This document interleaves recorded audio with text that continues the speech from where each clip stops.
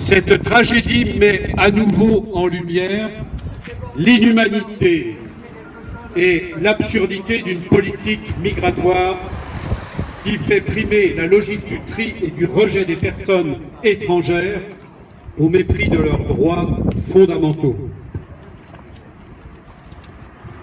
Les faits. Vendredi 19 juillet 2019, vers 19h, à proximité de la préfecture du Var, un demandeur d'asile qui avait demandé la protection de la France a attenté à ses jours en s'immolant. Transporté vers le centre des Grands Brûlés de Marseille, il lutte contre la mort et, selon les médecins, son pronostic vital est engagé.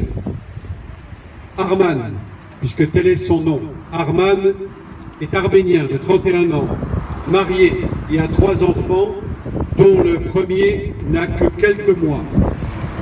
Rappel des faits. Le dernier n'a que quelques mois. En 2016, Arman est entraîné dans la tourmente des manifestations en Arménie, gravement brûlées par les engins explosifs utilisés par la police. Il est hospitalisé à Erevan.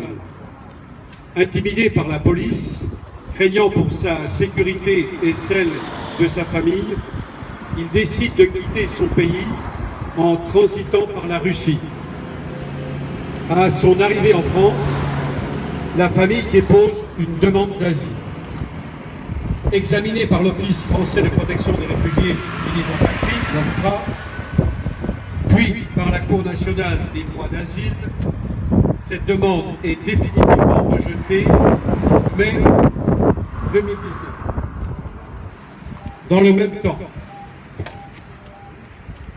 Arman dépose auprès de la préfecture du Var une demande de titre de séjour afin de pouvoir soigner les troubles post-traumatiques dont il est atteint. Son dossier médical est étayé par de nombreux certificats concordants, entre parenthèses, unité des soins psychiatriques de l'hôpital de Pierrefeu, de l'hôpital de Hyères, ainsi que du centre médico-psychologique d'Hyères. Plusieurs de ces certificats, dont un en date du 18 juillet, soulignent la gravité de l'état d'Arman et les risques graves de passage à l'acte. Ils ne pourront pas dire qu'ils ne le savaient pas. Ça, c'est pas dans le communiqué, c'est un commentaire personnel. La réponse leur a été notifiée de façon plus que surprenante. La direction du centre d'accueil de demande d'asile, le CADA, donc, où la famille est hébergée, l'a convoqué pour un rendez-vous en présence de 2 représentants de la préfecture et d'un représentant de l'Office français de l'immigration et de l'intégration, l'OFII. Les représentants de la préfecture lui ont notifié le rejet de la demande de titre de séjour assorti d'une obligation à quitter le territoire français.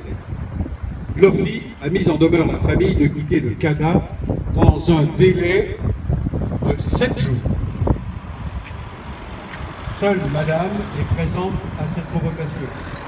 Quand son mari en est informé, c'est par la police que madame apprendra qu'il s'est immolé peu après et qu'il a été transporté dans un hôpital de Marseille.